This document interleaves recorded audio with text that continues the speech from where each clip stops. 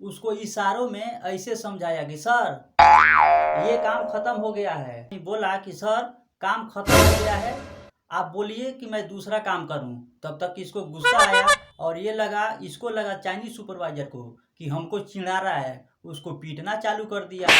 भारत से जो आदमी विदेश में काम करने के लिए जाता है उसी में से एक आदमी ऐसा था जो कभी अपने घर से दूसरे शहर में काम करने के लिए नहीं गया था। वैसा आदमी चला गया दुबई में काम करने। दुबई में पहुंचने के बाद उसको चाइनीज सुपरवाइजर के पास काम करने का मौका मिला। वो काम ओवर ब्रिज का था जिसमें नट बोल्ट को टाइट करना था।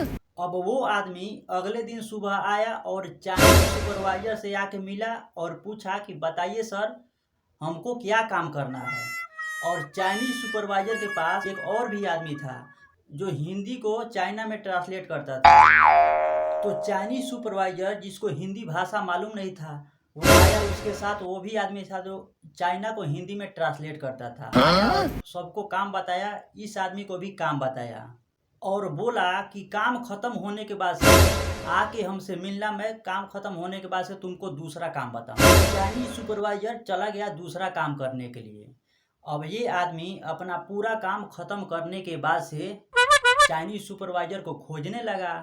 तब तक चाइनीज सुपरवाइजर को देखा, वो कुछ दूरी पे दूसरे जगह काम कर रहा था।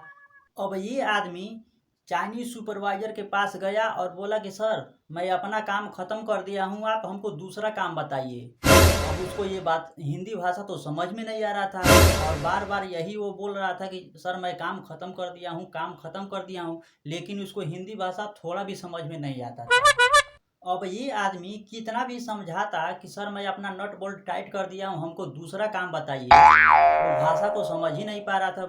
फिर ये आदमी ने कुछ अपना दिमाग लगाया और सोचा कि मैं इसको इशारों में बताता हूँ तो ये समझ जाएगा। अब ये आदमी उसको इशारों में ऐसे समझाया कि सर ये काम खत्म हो गया है। बोला कि सर काम खत्म हो गया है, आप बोलिए कि मैं दूसरा काम करूं। तब तक इसको गुस्सा आया और इसको लगा चाइनीज सुपरवाइजर को कि हमको चिढ़ा रहा है, उसको पीटना चालू कर दिया। अब ये आदमी उस आदमी को बताया जो भाषा का ट्रांसलेट करता था, तो वो समझ गया और बोला कि सर ये बोल रहा है कि मैं अपना काम खत्म कर दिया हूँ, आप हमको दूसरा काम बताइए। तब वो समझा कि